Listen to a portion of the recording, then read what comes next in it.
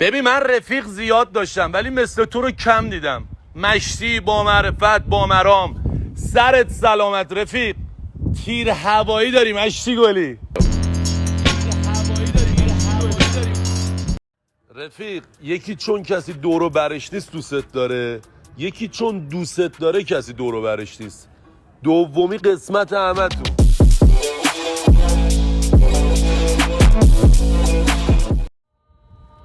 میگم میون این همه رفیق پلش چقدر خوبه که آدم دوتا رفیق خوب مثل تو داشته باشه. مشتی گلی، مرسی که هستی. رفیق به کسی میگن که اگه ازت چیزی بهش نرسه باز سراغ تو بگیره. پس به هر آدم دوزاری نگین رفیق.